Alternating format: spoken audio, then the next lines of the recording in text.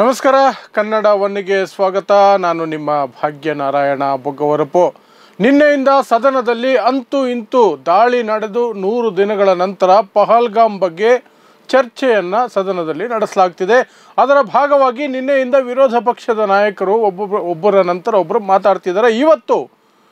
ಇವತ್ತು ಪ್ರಿಯಾಂಕಾ ಗಾಂಧಿ ಅವರ ಸರದಿ ಇತ್ತು. ಪ್ರಿಯಾಂಕಾ ಗಾಂಧಿಯವರು ಒಂದು ಕಡೆಯಲ್ಲ, ಎರಡು ಕಡೆಯಲ್ಲ, ಎಲ್ಲ ಕಡೆಗಳಿಂದಲೂ ಸಹ ಆಡಳಿತ ಪಕ್ಷ BJPಯನ್ನು NDA ಸರ್ಕಾರವನ್ನು ತರಾಟೆಗೆ ತೆಗೆದುಕೊಂಡ್ರು. ಯಾವ ಮಟ್ಟಕ್ಕೆ ಅಂದರೆ ರಾಜನಾಥ್ ಸಿಂಗ್ ಮತ್ತು ಗೃಹ ಮಂತ್ರಿ ಅಮಿತ್ ಶಾ ಇಬ್ಬರು ಸಹ ತತ್ತರಿಸಿ ಹೋದರು, ಸೈಲೆಂಟ್ ಆಗೋದ್ರು. ಒಂದು ಹಂತದಲ್ಲಿ ಎದ್ದು ಹೋಗುವಂತಹ ಪ್ರಯತ್ನವನ್ನು ಸಹ ಮಾಡ್ತಾರೆ. ಅದಕ್ಕೂ ಸಹ ಪ್ರಿಯಾಂಕಾ ಗಾಂಧಿ ಒಂದು ಡೈಲಾಗ್ ಹೊಡಿತಾರೆ, ತಡೀರಿ, ಎಲ್ಲಿಗೆ ಹೋಗ್ತೀರಿ ತಡೀರಿ ಅನ್ನುವಂತಹ ಮಾತುಗಳನ್ನು ಹೇಳ್ತಾರೆ.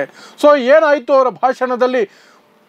ರಕ್ಷಣಾ ಸಚಿವ ರಾಜನಾಥ್ ಸಿಂಗ್ ಮತ್ತು ಗೃಹ ಮಂತ್ರಿ ಅಮಿತ್ ಶಾ ಇಬ್ಬರು ತತ್ತರಿಸಿ ಹೋಗಿದ್ದಕ್ಕೆ ಮೋದಿಯನ್ನು ಯಾವೆಲ್ಲ ಪದಗಳಿಂದ ಪ್ರಿಯಾಂಕಾ ಗಾಂಧಿ ದಾಳಿ ಮಾಡಿದ್ರು ಮತ್ತು ನಿಮಗೆ ವಿವರಿಸಿ ಹೇಳಬೇಕಾಗಿಲ್ಲ. ಎಂತಹದೇ ಮುಖ್ಯವಾದ ಚರ್ಚೆ ಇರಲಿ, ಬೇಜವಾಬ್ದಾರಿ ಪ್ರಧಾನಮಂತ್ರಿ ನರೇಂದ್ರ ಮೋದಿ ಸದನದಲ್ಲಿ ಇರಲ್ಲ. ಇವತ್ತು ಕೂಡ ಇಲ್ಲ, ನಿನ್ನೇನೂ ಇಲ್ಲ, ಇವತ್ತು ಇಲ್ಲ.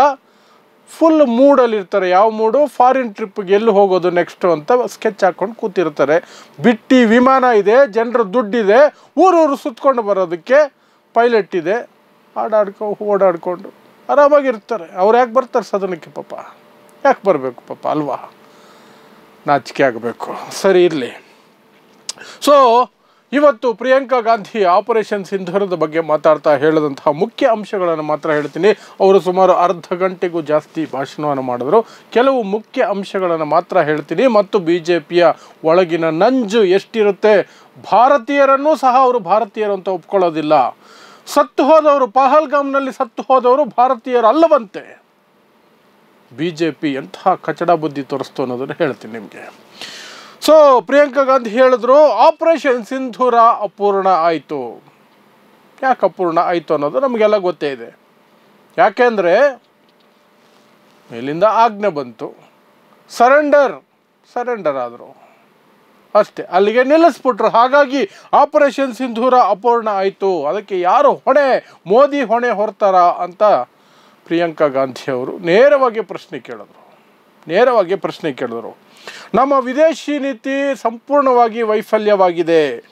ಅದಕ್ಕೆ ಒಂದು ಉದಾಹರಣೆ ಹೇಳಬೇಕು ಅಂದರೆ, ಪಹಲ್ಗಾಮ್ ದಾಳಿಯ ಮುಖ್ಯ ರೂವಾರಿ, ನಂಬರ್ 1 ಕ್ರಿಮಿನಲ್ ಅಂತ ಕರೆಯಬಹುದಾದಂತಹ ಪಾಕಿಸ್ತಾನದ ಸೇನಾಧಿಕಾರಿ ಟ್ರಂಪ್ ಜೊತೆ ಊಟ ಮಾಡಿದ್ದು ಹೋಗಿ ಅಂತ, ಟ್ರಂಪ್ ಜೊತೆ ಲಂಚ್ ಮಾಡ್ತಾ ಇದ್ದಿದ್ದು ನಮ್ಮ ವೈಫಲ್ಯ, ನಮ್ಮ ರಾಜತಾಂತ್ರಿಕತೆಯ ವೈಫಲ್ಯ ಅಂತ ಅವರು, ವಿದೇಶಿ ನೀತಿಯ ವೈಫಲ್ಯ ಅಂತ ಪ್ರಿಯಾಂಕಾ ಗಾಂಧಿ ಹೇಳ್ತಾರೆ. ಅದರ ಜೊತೆಗೆ ಆಪರೇಷನ್ ಸಿಂಧೂರದ ಉದ್ದೇಶ ಇದ್ದಿದ್ದು ಪಾಕಿಸ್ತಾನವನ್ನು ಉಗ್ರ ರಾಷ್ಟ್ರ ಅಂತ ಬಿಂಬಿಸೋದಾಗಿತ್ತು.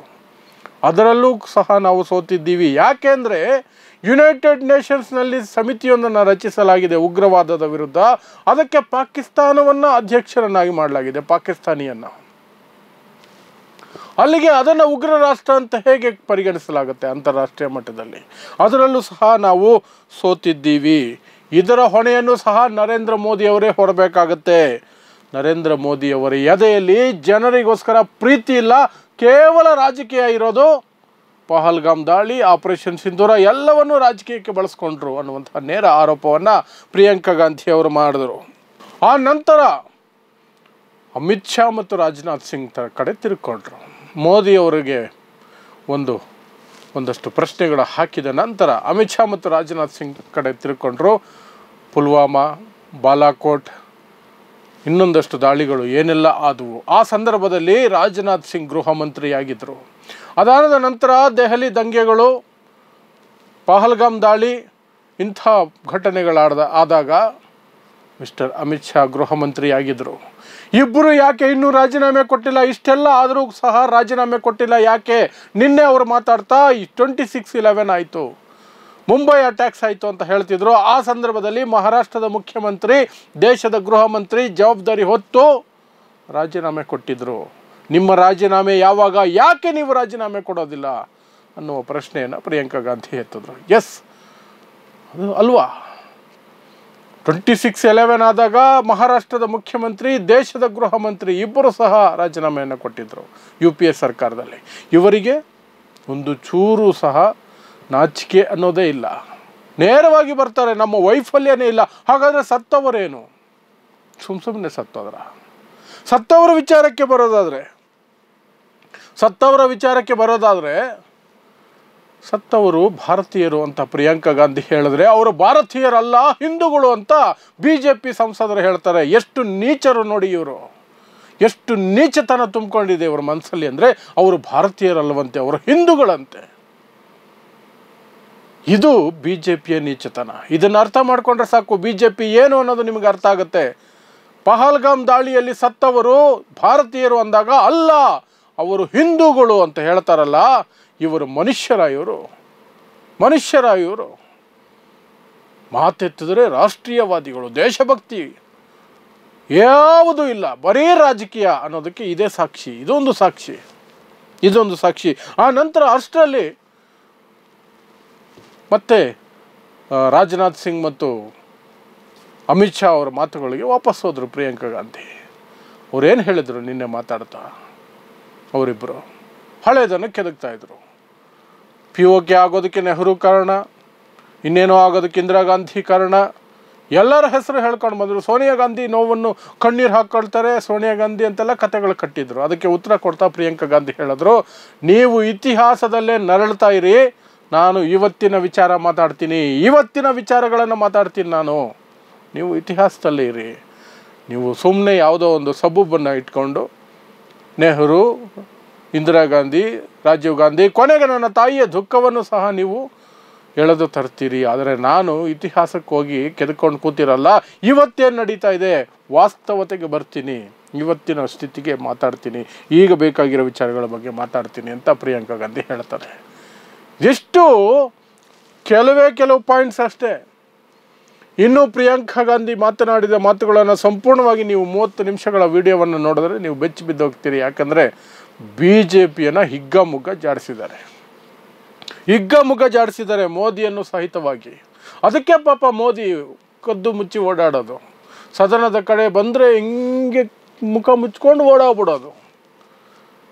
ದೇಶದಲ್ಲಿ ನಡೆದಂತಹ ಅತಿ ದೊಡ್ಡ ಉಗ್ರ ದಾಳಿಗಳಲ್ಲಿ ಒಂದರ ಬಗ್ಗೆ ಚರ್ಚೆ ನಡೀತಿರ್ಬೇಕಾದ್ರೆ ದೇಶದ ಪ್ರಧಾನಿ ಭಾರತದಲ್ಲೇ ಇದ್ದು, ದೆಹಲಿಯಲ್ಲೇ ಇದ್ದು ಸಹ ಸಂಸತ್ತಿಗೆ ಹೋಗೋದಕ್ಕೆ ಧೈರ್ಯ ಇಲ್ಲ ಅಂದಮೇಲೆ ಏನಂತ ಕರಿಬೇಕು?